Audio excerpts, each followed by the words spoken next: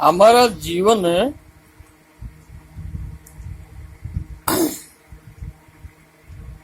आशावादी कम होता है, निराशावादी ज्यादा होता है।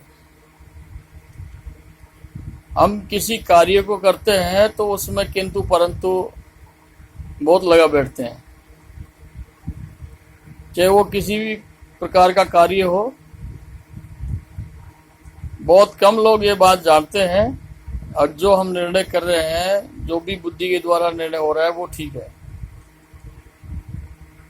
लेकिन अधिकतर लोगों को मैं देखता हूं विचार करते, एक छोटा सा भी काम कोई कर रहा होगा तो भी इसमें 3 बार सोच लेता है, और 3 बार सोचने में कितना समय, और समय के अनुसार इतनी देर में कितने संकल्प और विकल्प मन के अंदर उठते हैं, ये कभी ध्यान नहीं दिया, देते भी नहीं लोग बाग। क्योंकि हम पैसे की और ध्यान दे लेंगे, हम सोना चांदी की ओर ध्यान दे लेंगे, हमारे टोटा नफा की तरफ ध्यान दे लेंगे, हमारे श्रृंगार की तरफ ध्यान दे लेंगे, हमारे मान सम्मान की तरफ ध्यान दे लेंगे। बहुत सारी चीजें हैं, हम उनकी तरफ ध्यान देते रहते हैं बहुत ज्यादा। लेकिन क्या हमने समय के लिए कभी ध्यान दिया, कभी विचार किया? समय का महत्व जीवन में हमने दिया नहीं,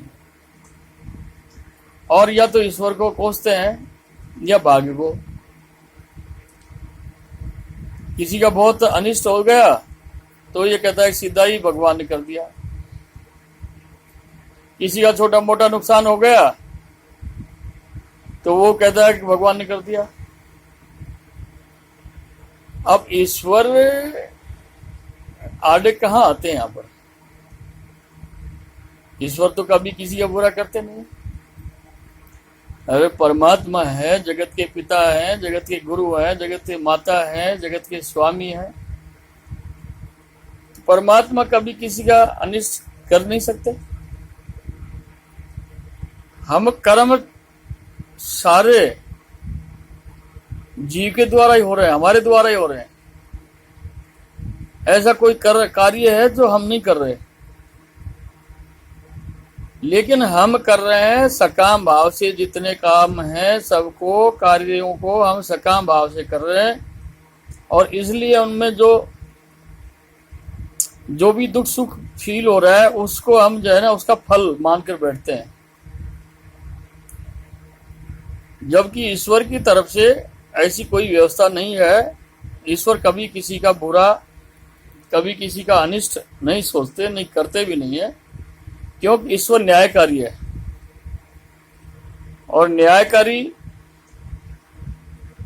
हमेशा न्याय करता है, न्याय की बात करता है, तो फिर अन्याय कैसे होगा?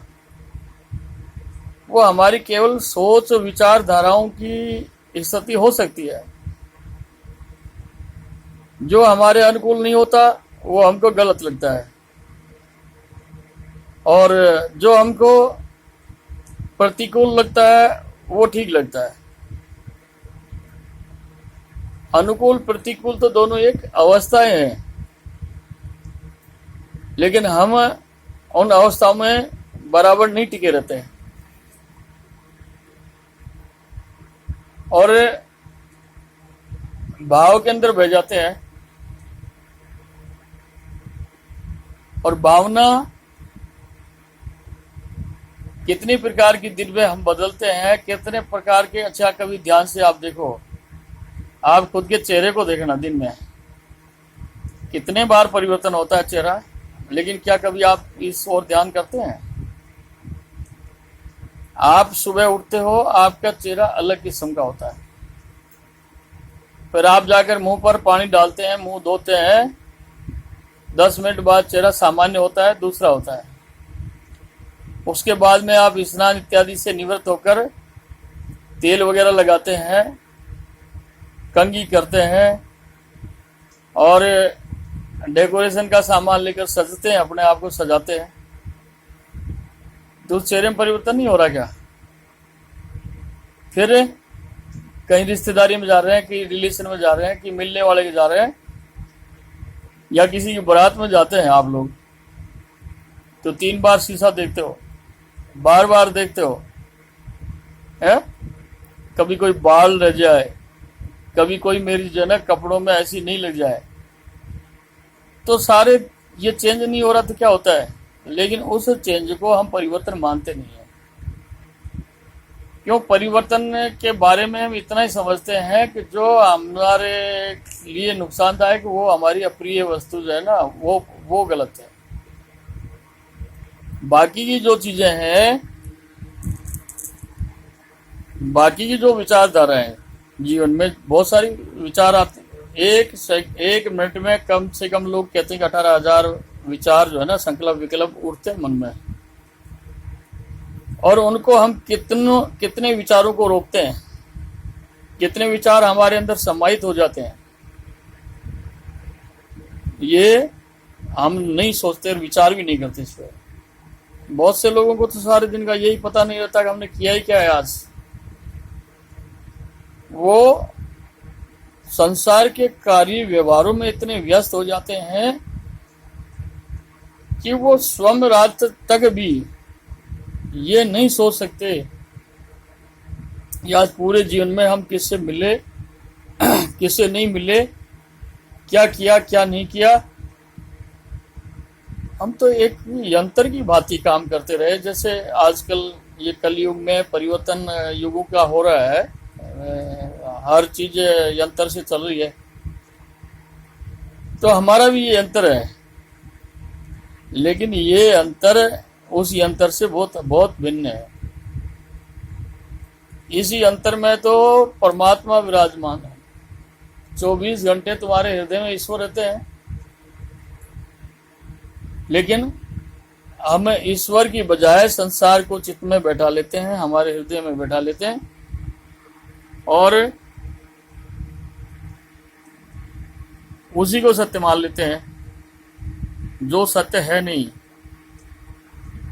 तो इसलिए हमको दुख का भी सामना करना पड़ता है, सुखों का भी। सुखों का तो हम सामना क्या करते हैं, सुखों को तो ऐसे गले से चिपटा लेते हैं कि वो कभी छूटे ही नहीं हमारे से, लेकिन उसका भी समय होता है, अवधि होती है। क्योंकि माइक जगत में, सांसारिक जगत में जो भी शुभ और अशुभ दोनों कार्य हैं, दोनों जो कर्म है, इनका फल जो है सीमा में बंधा हुआ है।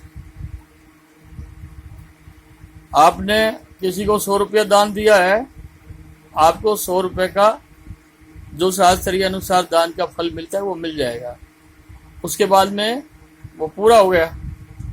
इसी तरह से आपने कोई किसी का उपकार किया, किसी की और भलाई कर दी, तो उसका भी जो फल नियत है वो आपको मिल जाएगा। लेकिन उसके बाद में जब वो खत्म होगा, जब वो पूरा होगा, तो आप वहीं पर रहोगे।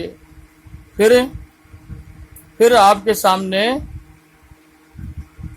एक नई रचना चालू हो जाएगी, और इसी रचना में हम अपने आप को भूल बैठते हैं, समझते हैं नहीं, और जो भी करते रहते हैं जो अच्छा लगता है। और ये एक मन का भी स्वभाव है जीव का, क्योंकि माया बहुत प्रबल है।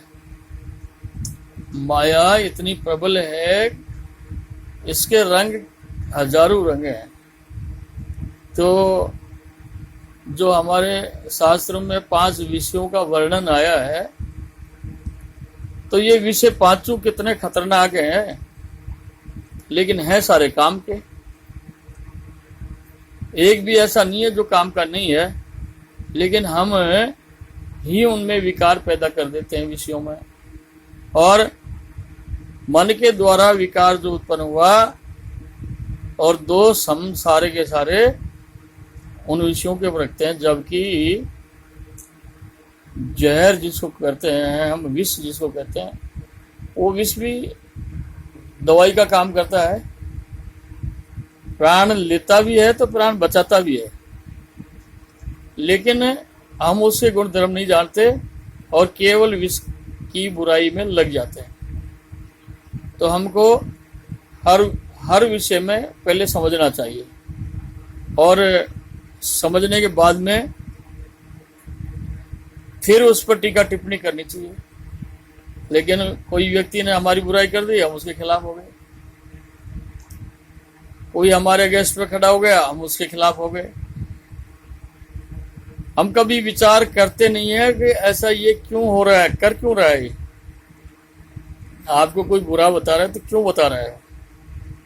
तो जब आप उसमें सही पहुंच जाएंगे तो आप उसमें घबराएंगे नहीं, डरेंगे नहीं।